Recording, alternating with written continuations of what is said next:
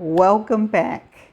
This is the last chapter, and then it's going to be 8 months later. Are y'all ready for this to wrap up and see how it ends? Whew, here we go. Chapter 38. Where is my son? I say. I stare at the man who destroyed my life. My whole body is quaking. Rachel says, David, call the police, Rachel. She can't, Hayden says. I have her phone. It wouldn't matter anyway. The police wouldn't be allowed on this property without a warrant. He steps towards me. But David, I think we can make this work. I glance at Rachel, then back at him. Where is Matthew? There is no Matthew. You killed him. If you mean Theo. I don't need to hear this. I start towards the house. I'll tear it apart if I have to. I don't care anymore. I'm going to see my son again. They both followed me. Don't you want to hear my proposal? Hayden asks. I make a fist. He's too far away from me to hit him with it. No. He's not your son. I'm sure you know that by now. But you were wrong. I always felt bad about that. About you taking the fall, about you ending up in prison. So let me help you. Listen to me, David. The Paynes have means. We can get you out of the country, set you up with a new identity. You're a lunatic. No, listen to me. And that's it. We are about 20 yards from the front door now. I turn and I rush him and I grab him by the throat with one hand. I hear Rachel say, David, but I don't care. I'm about to throw Hayden Payne to the ground when I hear another voice, a man calmly say, okay, that's enough. The man is heavy set with dark hair. He wears a black suit. He also has a gun in his hand. Let him go, David, the man says. The man speaks casually, softly even, but there is something in the tone that makes you pull up and listen closely. His eyes are cold and dead in a way I've seen too often in prison. And right there and then, I have an epiphany. I don't know if that's the right word, but it's close enough. It all happens in less than a second. I know men like him. I know the situation. I know that he is armed and on a private residence. I know that he is here to kill me. I know in the end I have to protect Rachel and Matthew, and that for me, there are no consequences. With all that in mind, I move very fast. I still have my hand around Hayden's throat. I pull him in front of me, using him for the briefest of moments as a shield. With my free hand, I pull out my gun. This isn't the first time I've handled a gun. My father was a police officer. He was big on gun safety. He and Uncle Philip used to take Adam and me to the range with them in Everett on Saturday afternoons. I became a pretty good shot, not so much with stationary targets, but the simulation exercise where cardboard cutouts popped up at random times. Sometimes it would be a bad guy, sometimes it would be an innocent civilian. I wasn't the best at differentiating the two, but I remember what my father taught me. No headshots, no aiming for the legs or trying to wound. Aim for the center mass of the torso and leave yourself the most room for error. The man quickly sees what I am doing. He raises his weapon, but my boldness, the suddenness of my action, plus using Hayden Payne as a temporary shield, gives me the advantage. I fire 3 shots and the man goes down. Hayden screams and runs towards the front door. I turn to follow him, but then I spot another man pulling out a gun. No hesitation. I fire 3 more times. This guy goes down too. Hayden screamed. The crazy man goes and screams. I don't know whether the 2 men are dead or injured. I don't care. Hayden is inside the door. I run toward the first fallen man. His eyes are closed, but I think he's still breathing. I don't have time to check. I bend down and pry the gun from his hand. Then I turn back towards Rachel. Come on, I shout. Rachel does. We hurry towards the front door. I worry that it may be locked, but it's not. Who needs to lock a front door when you live in a place like this? We entered the foyer. I closed the door behind me and hand her one of the guns. David, for protection, in case anyone tries to get in. Where are you going? But she knows I'm already heading up the stairs where I hear running footsteps. I don't know how many armed men they have. I have already shot 2 men.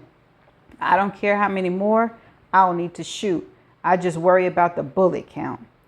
The home is pure white, sterile, almost institutional.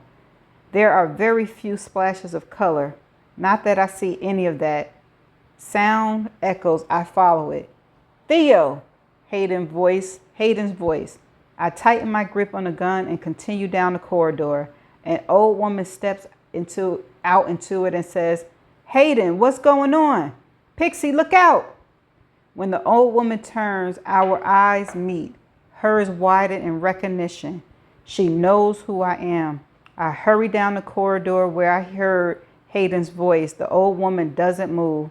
She stands and stares in defiance. I'm not ready to bowl over an old woman, though I will if I have to, but I don't think there is a need. I rush past her on the side and keep running. Pixie! It's Hayden again. He's right up ahead, in the bedroom on the left. I rush into the room and raise my gun because he's going to tell me where my son is, and there's Matthew. I freeze. The gun is in my hand. My son is staring up at me. Our eyes meet, and the eyes are still my boys. In Times Square, I felt a sensory overload. Here, I experienced something similar, but it is all internal, in my blood and veins. A thrum that rushes through every part of me with no outlet, no way to escape. I may be shaking, I'm not sure. Then I noticed the hands on his shoulders. Theo, Hayden says, trying hard to keep his tone even. This is my friend David. We're playing a game with guns, aren't we, David? My first thought is a strange one. Matthew is 8 years old, not 4. He's not falling for that line. I can see it in his face. Part of me just wants to end this now, to raise my gun and blow this motherfucker away and deal with the aftermath. But my son is here. Like it or not, this is the man he sees as a father. My son is not scared of him. I can see that. He is heartbreaking as it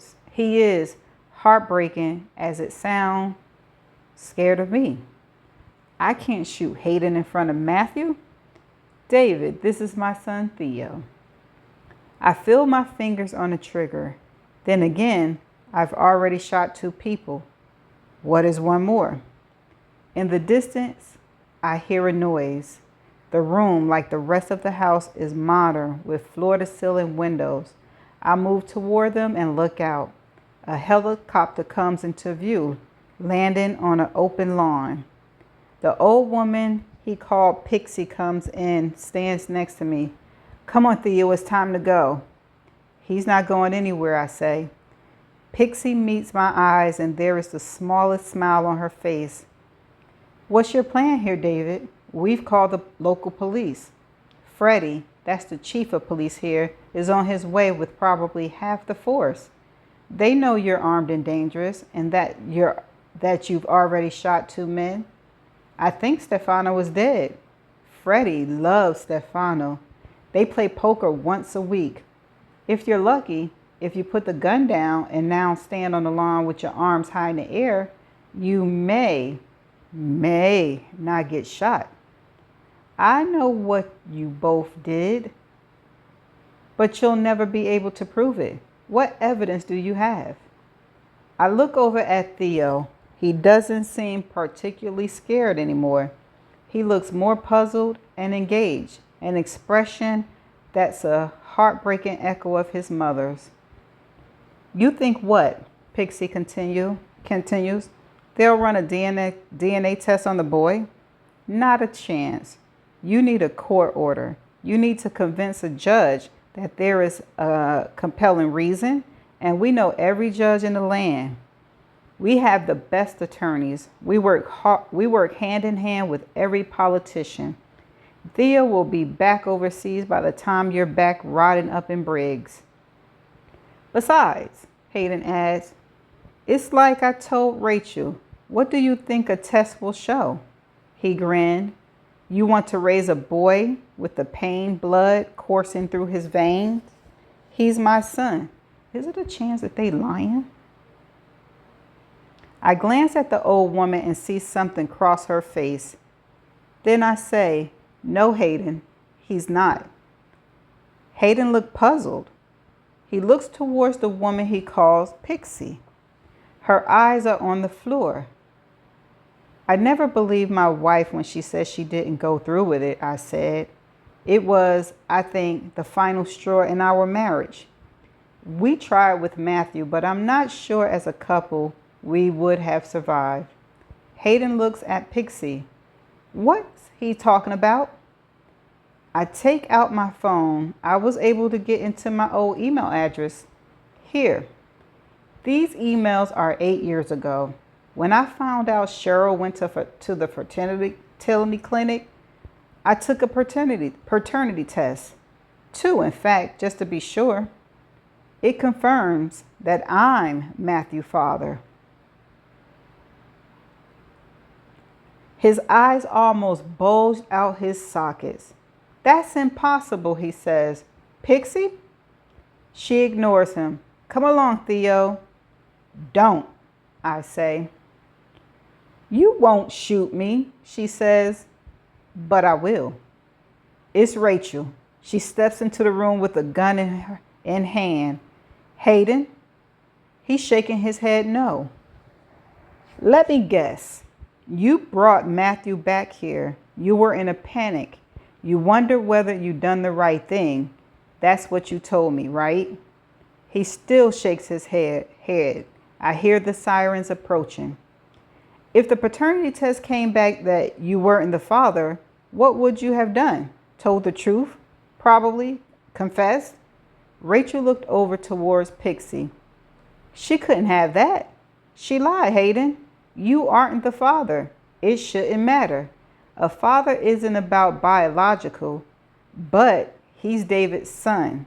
David and Cheryl's. Hayden's voice is that of a little boy. Pixie? I hear sirens. For a moment, I figured she's going to deny it, but there doesn't seem to be that fight in her. You have given him back, she said. Of course, either way, you'd have destroyed the family. So yes, I told you what you needed to hear. Squad cars, at least 10 of them, race up the drive and set up in formation outside the house. It doesn't matter, Hayden, Pixie says. You two need to go to the helicopter. No, it's my son speaking now. Go ahead, Matthew. Matthew. I want to know what's going on here, Matthew says. This is all part of the game, Theo, Pixie says. How stupid do you think I am? He looks at me. You're my father. I can't tell if it's a question or a statement. The cops are in the house now, running up the stairs, shouting about coming out with your hands up and all that. But I barely hear it. I ignore it. I only see my son. My son. I am tempted to get down on one knee, but in truth, Matthew is an 8-year-old boy, not a toddler. I meet his eye and say, yes, I'm your father. He kidnapped you when you were 3. My son is looking at me. Our eyes meet. He doesn't turn away. He doesn't blink. Neither do I. It is the purest moment of my life. My son and I together. And I know he gets it. I know he understands. And as that realization washes over me, the first bullet hits my body. That's the end of that chapter. Hold up. Pixie lied to Hayden to make him think that Matthew was his son. Why would she do that? The book is over, so I guess I can't ask that question. If y'all caught on to why she did it, please leave it in the comment section below, because it's still, that part is missing. I understand everything now, but I don't understand why the heck she lied about the DNA that Matthew was his son. Crazy. Okay. All right. This is the 8 months later. Okay. And then it'll be the end of the book. And then I'll have my final thoughts, my final opinions. And, 8 months later, I stand to the left of my Aunt Sophie as my father's casket, a plain pine box, is lowered into the ground. Philip and Adam McKenzie are both pallbearers. Cops, young, old, and retired, have come out in big numbers. My father had a lot of friends. He hadn't been in their lives in a long time, but they've come out to say a final goodbye. I can feel Uncle Philip's eyes. Oops, I'm sorry if I covered the mic. I'm sorry. I can feel Uncle Philip's eyes on me. He gives me the smallest of nods, but it says a lot. He was there. He'll be there. I was shot 3 times at the Payne estate. It would have been more. That's what I was told. But Matthew ran over to me. When the cops saw that, they stopped firing. I wasn't conscious for any of that. From my right side, I feel a small hand slip into mine. It's comforting. I turn and smile down at Matthew. I look past my son to Rachel, who holds Matthew's other hand. She gave me a small smile, and my chest fills. I meet her eyes and let her know I'm doing okay. My father has been sick for a long time. He was more than ready to go. I think he held on long enough to see me exonerated and to see his grandson again. I can't tell you how grateful I am for that. We all lower our head for the Kaddish. I am first in line to throw ceremonial dirt on my father's grave. Aunt Sophie goes next. I hold her arms as she does, more for balance than hers. I spent 2 months in the hospital and went through 6 operations. I'm told that it is unlikely I will ever walk without a cane again, but I'm going to work my ass off in physical therapy. I like trying to defy the odds. I'm good at that, I guess. After the funeral, we head back to the old house in Revere to sit shivvy. The ghosts are there, of course, but they seem respectfully quiet today. None of us are religious, but we find solace in the ritual. Friends have sent us enough food to fill Fenway Park. I sit in the low chair, as is the custom, and listen to stories of my dad. It is a comfort. Aunt Sophie will live here alone now. This neighborhood, she told me, is all I know. I understand, of course.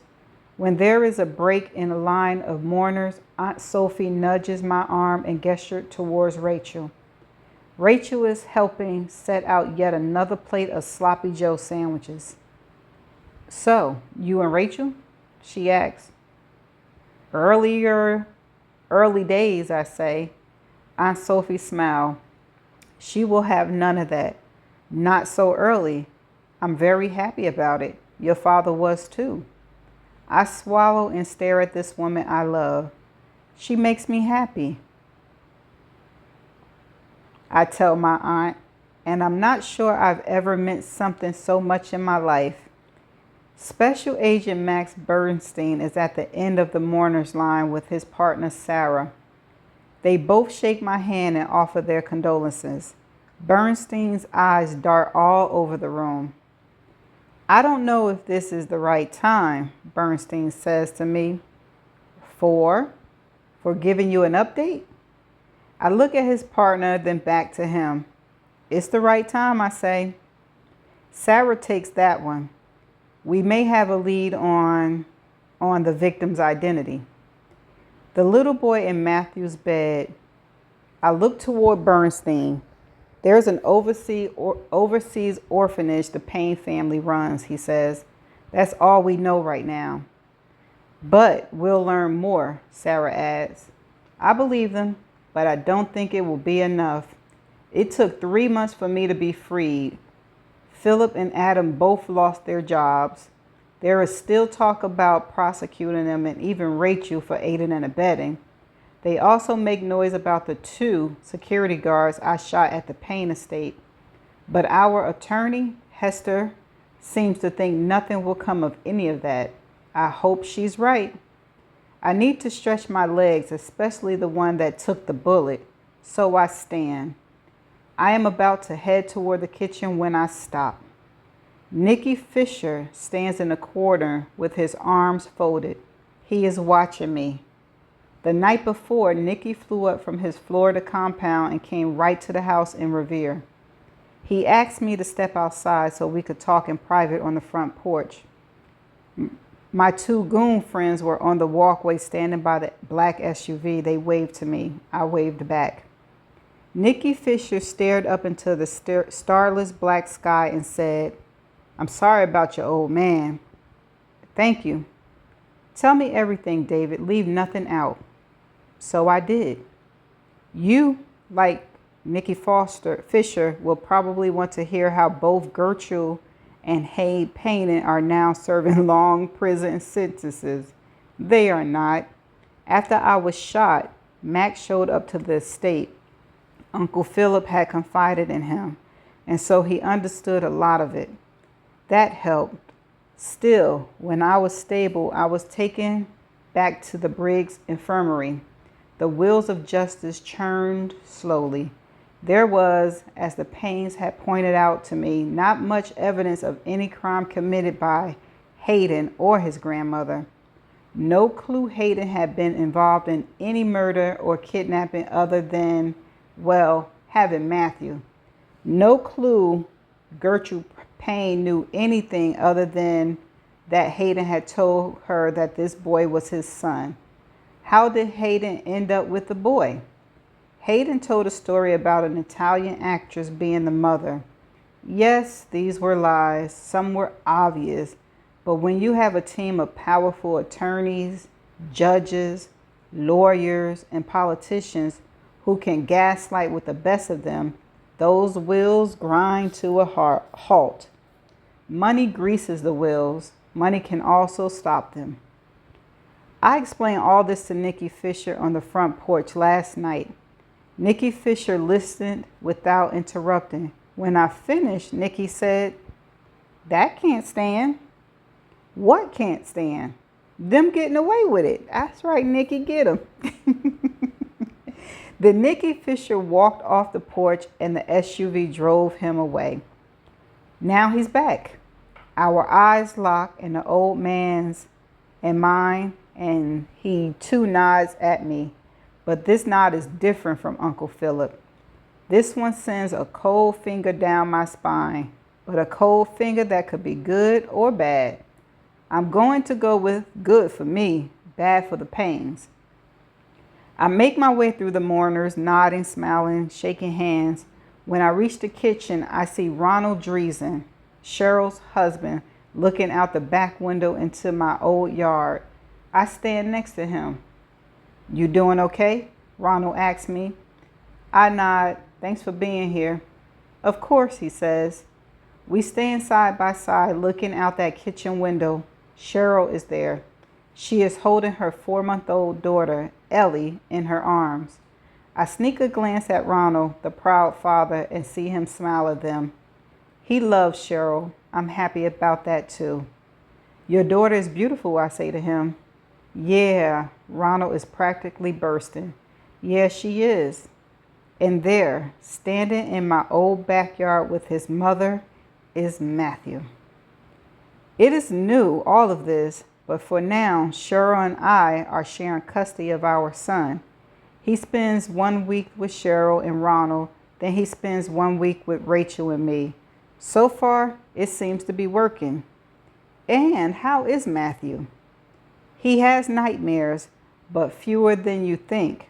Children are resilient, him especially so. Will there be a long-term adverse effects? Everyone says that's likely, but I'm more optimistic. 8 years is a curious age. He's old enough to understand most of it. You can't lie about what happened or try to sugarcoat it. Hayden treated Matthew well, thank God, but the boy has spent most of his life parentless in a Ritz Swiss boarding school. He seems to miss his friends and teachers more than the man he once believed was his father. But he has nice memories of Hayden. He asked me about that, about how a man who could have done such evil could also be so kind. I tried to explain to him that human beings are more complex than we know, but of course I don't really have an answer. I watch now as Cheryl hands little Ellie to her brother. Matthew loves his sister. He holds her gently, carefully, like she made of glass, but his face beams. As I stare out at him, at my beautiful son, I feel Rachel's arms snake around me. She stands there, watches too. We all do, all of us, struggling to make a life together, and maybe somewhere my father is watching too. And that's the end of I Will Find You. Okay, first off, I'm going to rate this book from 1 to 5. And this book get a whole big 5. A big 5. From beginning to end, I was enjoying this book. I enjoyed the fact that it kept me wondering, and it was hard to link certain things together to find out. The writing was amazing. I didn't complain half as much as I usually complain in books about being too much information, because the information in this book really was needed, and you had to pay really close attention to the information. Of course, I got a little lost in some of them, but with the help of a few people commenting on the videos, I was able to, understand all the way through to the last chapter. Okay, so that's my review on this. I really like this book. I would recommend this author. I'm actually going to read more of his books, but off camera, to see if they beat this one. This is my very first book reading by this author. And so I want to say Rachel started this and she ended it. I kind of am shocked that Rachel and Hayden ended up together. I mean, not Hayden. Rachel and David ended up together, but she did have a crush on him. And I guess Cheryl's okay with it. Weird, though. It would be very weird seeing that. And it's a shame that the Paynes got away with it. I think Nikki Fisher might have put a little bit, his twist on some things we will never know, but it's here to say that something might have happened to them. So, and then it's also sad that a child had to lose his life for the foolishness, but it's no but. I know he was sickly and he was going to perish anyway, but the way he perished at the hands of a crazy person was awful. And then it's sad that Matthew had to be away from his parents for what, 5 years? Yeah, 5 years. And that's sad, but hopefully, I'm talking as if this is real life, but it can happen in real life, like that he, grow out of it and there's no type of PTSD with that. And let me think, anything else? Anything else I had to say? I was also shocked. They had me convinced that Hayden was actually the father, but to hear that Pixie lied about it, wow, that kind of like, what? But yeah, I'm so happy that Matthew ended up being David's child, and I was happy that he was able to find him. And he did the darn thing. He done found his Matthew, and it was all thanks to Rachel and that daggone birthmark saved Matthew. Okay, so that's all I have to say. Feel free in the comment sections to say what you want to say. And I do not plan to read any more books on camera for the rest of the year. And then I'm going to read them off camera because I have 3 more to read because I gave myself a goal of 12 books to read for the year. So I'm going to read those off camera and meet my goal by the end of the year. And then next year, I think I'm going to read on camera, 6 on camera and 6 off camera. So I might start with January, skip February, and so on and so on and so on and for the next year. And it'll still be me reading 12 or more books. But yeah, I want to say thank you so much for listening. I appreciate you listening and commenting and engaging. And also let me know what you think about this book, about how I read it. Do you like me reading books on video for your liking?